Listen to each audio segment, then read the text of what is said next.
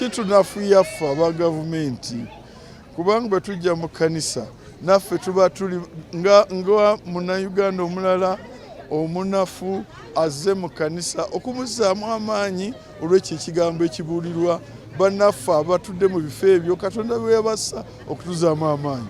Naye ekibi bishopu oba priesti oba pasi olulaba minisita azze mu kkanisa biri ebyokubuulira babivaako ne batandika kukokota gavumenti kubalaga nga bwe balemeddwa oluusi na outright abuse kubavuma.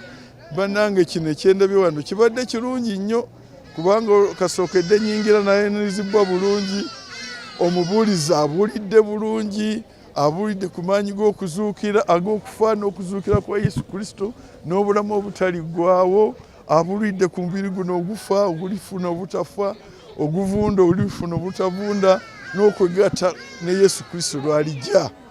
Kakati ebyo naffe bye twagala kati nvuddewo nga nzimbiddwa. Nsaba amakanisa gonna n'amasizo gonna gatwale ekyokulabirako kino. Babenga bw'alaba omukulu ng'azze mu kanisa, minisita, pulezidenti oba omuntu omulala yenna babuulire ate ekigambo nga bwe batabuulirangako, okulaba nti abantu bano nabo abanafu ababeera mu bifo ebyo ebyobuvunaanyizibwa bafuna amaanyi, so si kubakolokota, kubavuma, kubabanamu amaanyi, kubalaga nga bwe balemeddwa.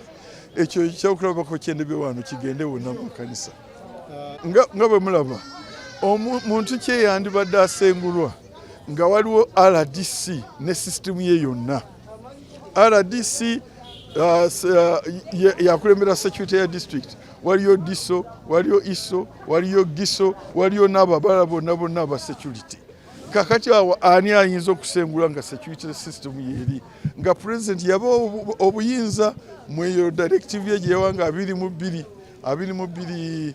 February 2022 nti mwenna tewali eviction okujjako RDC ne security committee with involvement of Minister of Lands nga bina biri mu police.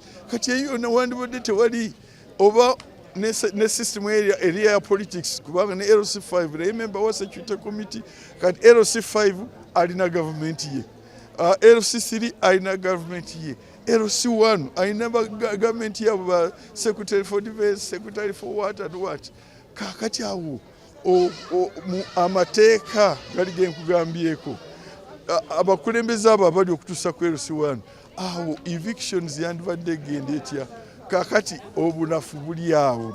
Nze minisita nawe ndibadde sigenda eyo mu district kugira ki nga structure eno eri. Kati kyetusaba omwoyo gwa Easter ogw'okuzuukira kwa Kristo gubayingire bazuukuke bave mu kubongoota okwo kubadde kubabongoota bakole emirimu gyabwe nga pulezidenti w'eggwanga bwe yabagamba.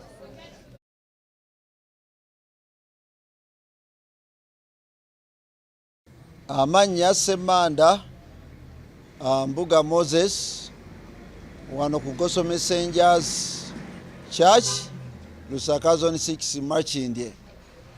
Olwaleero lunaku lukulu nnyo mu bulamu bw'abakristaayo oba mu kikristaayo nga tujjukira nti Yesu yazuukira.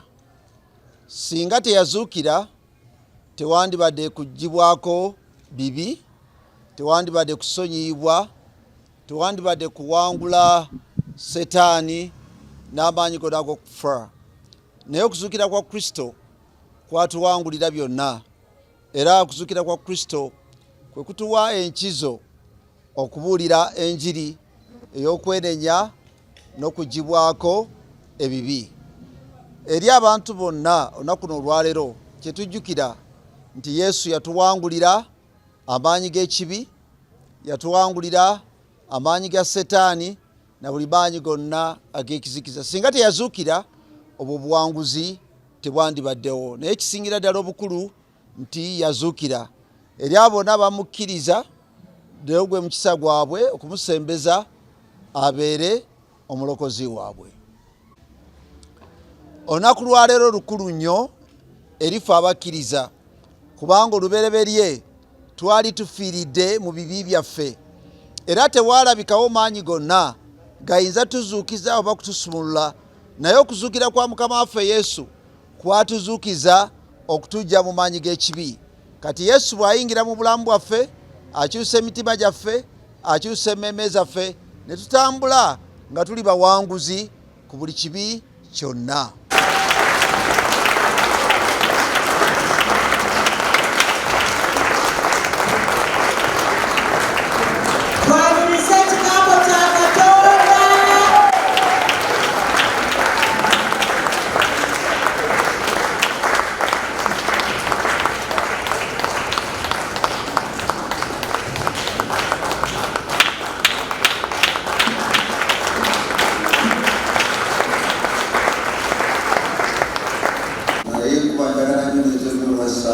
And I always prefer it to rain on Sunday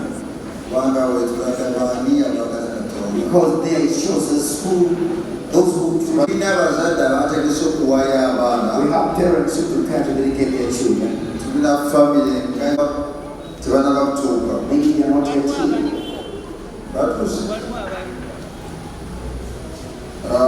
Tuna family ya Faluk, tuna family ya Namkwasi Christina, the family of Namkwasi Christian.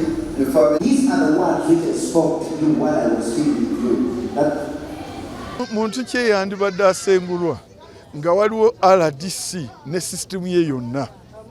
RDC yakulembera security ya district, waliyo diso, waliyo iso, waliyo giso, waliyo n'ababala bonna aba security. Kakati awo ani ayinza okusengula nga security system yeri nga president yaba obuyinza mweyo directive ye gyewanga 22 February 2022 nti mwenna tewali eviction okujjako RDC ne security committee with involvement of Minister of Lands nga bina biri mu police. Kati eyo na wandibodde tewali oba ne system area ya politics kubanga ne LC5 remember wa security committee kati LC5 alina government ye, LC3 alina government ye, LC1 alina government ye aba secretary for defense, secretary for what and what. Kakati awo amateeka gali genkugambyeko abakulembeze abo abali okutuusa ku LC1 awo evictions yandibadde genda etya. Kakati obunafu buli awo. Nze minister nawe ndibadde sigenda eyo mu district kugira ki nga structure eno eri. Kati kyetusaba omwoyo gwa Easter ogw'okuzuukira kwa Kristo gubayingire bazuukuke bave mu kubongoota okwo kubadde kubabongoota bakole emirimu gyabwe nga pulezidenti w'eggwanga bwe yabagamba.